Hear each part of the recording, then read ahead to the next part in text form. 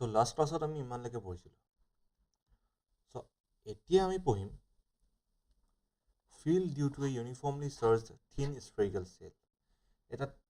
uniformly charged thin spherical cellৰ কাৰণে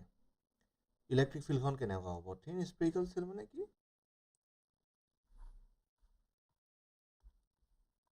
suppose এইটো এটা sphere হয় cell হয় বল এটা টাইপৰ কিন্তু বহুত thin হয় ঠিক আছে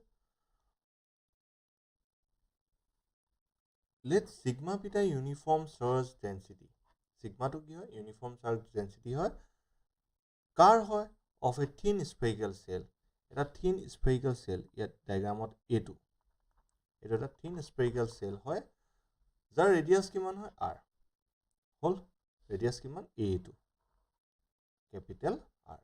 the Gaussian surface will be a spherical surface centered at the center of the cell এইখন যে আকিছো Gaussian surface হয় এই Gaussian surface খনো এখন spherical surface হ'ব আৰু এই spherical surface খনৰ চেণ্টাৰত কোন থাকিব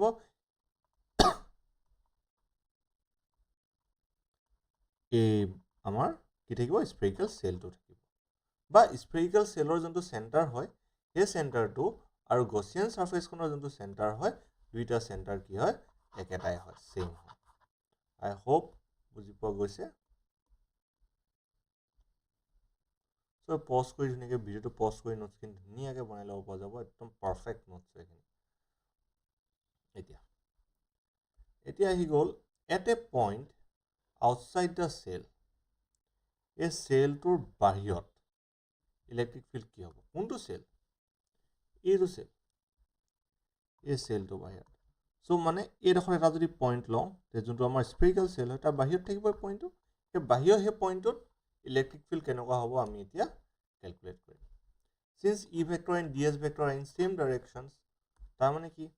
আমি এই পইণ্টটোতে এখন সৰু কি এৰিয়া কনসিডাৰ কৰি ললো হল এই সৰু এৰিয়াটো এৰিয়া ভেক্টৰ কোনপিনে থাকিব বাহিৰৰ পিনে থাকিবনে থাকিব আৰু ইলেক্ট্ৰিক ফিল্ড এই সেলটোৰ কাৰণে ইলেক্ট্ৰিক ফিল্ড কেনেকৈ থাকিব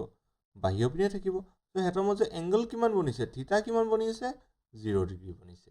যদি থিটা 0 ডিগ্ৰী বনিছে তেতিয়া হলে আমাৰ ফ্লাক্স কিমান হয় integration of E vector dot ds so E integration of ds so integration of ds এটো কি হ'ব ডাইৰেক্ট s বুলি ক'ব পাৰোঁ কাৰণ হেতৰ মাজৰ প্ৰথম কথা এংগলটো 0 ডিগ্ৰী হ'লেই বুজি পোৱা গৈছে চাগে এটো এনেকুৱা হৈছে আৰু E dot ds যাইটো যদি মই কওঁ E vector dot ds vector E ds cos 0 degree cos 0 কিমান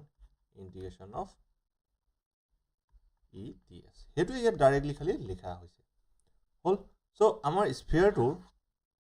যোনটো গছিয়ান সাৰফেস হ'ব এই গছিয়ান সাৰফেস খনৰ টোটাল সাৰফেস এৰিয়া কিমান হ'ব 4 pi r স্কয়াৰ যেহেতু গছিয়ান সাৰফেস খনৰ ৰেডিয়াস কিমান আছিল এইটো স্মলাৰ আছিল নে আছিল হল এইটো গছ থিওৰাম মতে আকৌ কি পাইছিলো phi e equal to q by epsilon naught গছ থিওৰাম মতে আমি হেতু পাইছিলো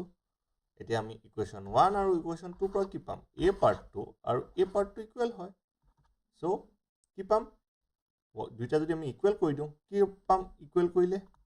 e 4 pi r square is equal to q by epsilon naught so e equal to কিমান পাম q by 4 pi epsilon naught r square এটো পাম আমি এতিয়া কথাটা আছিল আমি যে সিগমাটো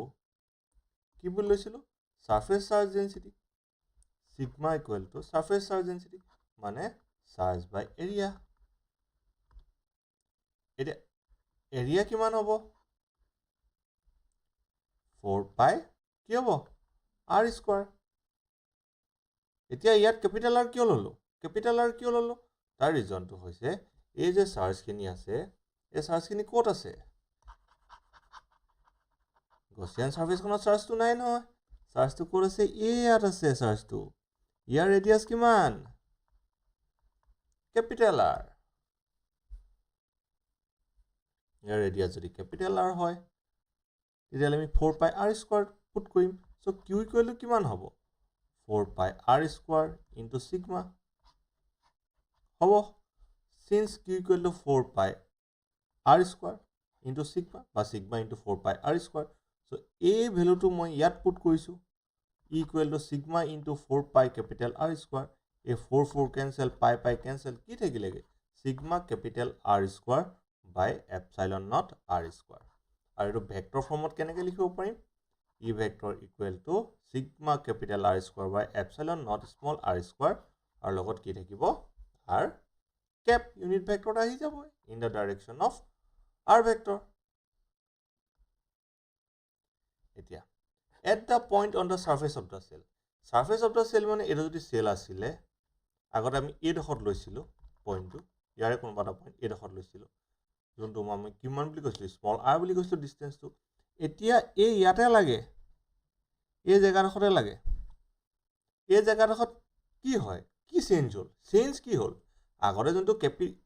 স্মল r আছিল হেতু কি হল ক্যাপিটাল r সমান হৈ গল হলে নহল সো যদি small r to capital r সমান হৈ গল তেতিয়া মই কি কৰিম একদম সিম্পল কে কবলৈ যাওঁতে এই ইকুৱেশ্যনটোত এই স্মল r জায়গাত কি পুট কৰি দিম ক্যাপিটাল r পুট কৰি দিম যদি মই স্মল r জায়গাত ক্যাপিটাল r পুট কৰি দিম কি পাম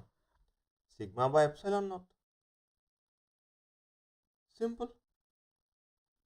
ইজি হয় এনেকে নকৰিলে হ'ব যে আমি জাস্ট আগৰ ইকুৱেশ্যনটোত small r equal to capital r put কৰি দিম ইজি হৈ যাব ইয়াত কি কৈছে ইয়াত ইলেক্ট্ৰিক ফিল্ড উলিয়াইছো ইয়াত কি কৰিছো ইয়াত ইলেক্ট্ৰিক ফিল্ড উলিয়াইছো যেটো লিখা আছে হেতু বুজাই দিছো ইয়াত কি হৈছে ইলেক্ট্ৰিক ফিল্ড উলিয়াইছো equal to q by 4 pi epsilon naught capital R square এই আগটো পাই আহিছে ইয়া পাই আহিব এৰ পৰা আৰম্ভ হ'ব ইয়াত কি আহিব R স্কয়াৰ জায়গাত capital R স্কয়াৰ আহিব যদি ইয়াত capital R স্কয়াৰ আহে তেতিয়া হলে এক সেকেন্ড হা কৰি দিছো কৰিয়ে দিও আৰু সো ইয়াত কি আহিব phi ইকুৱেল টু কি পাম e 4 pi capital R square পাম যোনটো কাৰ লগত ইকুৱেল হ'ব q বাই এপসাইলন নট লগত ইকুৱেল হ'ব যদি q by epsilon naught equal হয় equal to q by 4 pi epsilon naught R square আহিব এটা q ভ্যালু পুট কৰিব লাগে q ভ্যালু কি পুট কৰিম এটো সব কাৰণে সেমই হ'ব sigma into 4 pi capital R square by 4 pi epsilon naught R square cancel গুছি গল যাবনে 4 4 cancel গুছি গল pi pi cancel গুছি গল কি থাকিবগে sigma by epsilon naught so surface to electric field কিমান পাম sigma by epsilon naught এতিয়া যদি পইণ্টটো ভিতৰলৈ আহি যায় এটো আছিল স্ফেৰিকেল সেলটো Gaussian surface kon নহয় spherical cell to etu jot charge ase ebu era point to suppose etu point loisu jodi point to yate long tete ki hobo o charge code thake ei surface ot thake bhitor eko charge na thake so charge inside Gaussian surface kiman Gaussian surface cell kiman hobo q equal to 0 jodi q equal to 0 e hoy তেতিয়াহলে মই এই ইকুৱেশ্যনটোত q value 0 put কৰিলে হৈ গল q value যদি 0 put কৰি দিম কিমান পাম একচুয়ালি এই ইকুৱেশ্যনটোত নহয় এই ইকুৱেশ্যনটোত গল এইটো ইকুৱেশ্যন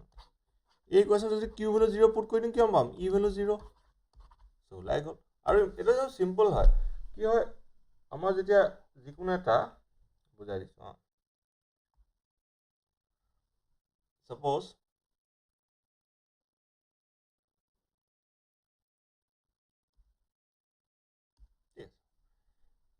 এটো এটা কন্ডাক্টৰ হয় স্ফেৰিকেল বল এটা হয় যেনিবা যত চাৰ্জ আছে এই চাৰ্জবোৰ সদায় কোড কনসেন্ট্ৰেট হৈ থাকে ইয়াত সাৰফেসত সদায় সাৰফেসত থাকিব চাৰ্জবোৰ সদায় সাৰফেসত থাকিব এই চাৰ্জবোৰ কেতিয়াও ইয়াত নাথাকে ভিতৰত নাথাকে চাৰ্জবোৰ ভিতৰত কেতিয়াও চাৰ্জ নাথাকে সো যদি ভিতৰত চাৰ্জ নাথাকে তেতিয়া হলে কি পাম আমি ইলেক্ট্ৰিক ফিল্ড ভিতৰত 0 পাম কাৰণ য'ত চাৰ্জ এক্সিষ্ট কৰিব তাতে ইলেক্ট্ৰিক ফিল্ড পাম মানে সিম্পল কে ক'বলৈ গ'লে হেতু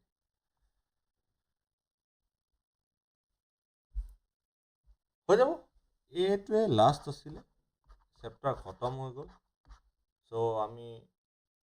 নেক্সট ভিডিঅ' মানে নেক্সট চেপ্টাৰটোৰ ভিডিঅ' কাইলৈ পৰা দিয়া ষ্টাৰ্ট কৰিম চ' তোমালোকে চেনেলটো প্লিজ ছাবস্ক্ৰাইব কৰি ল'বা আৰু ভিডিঅ'টো যদি ভাল লাগিলে লাইক কৰিবা আৰু আগৰ ভিডিঅ'খিনি যদি চোৱা নাই চাই ল'বা ঠিক আছে বাই বাই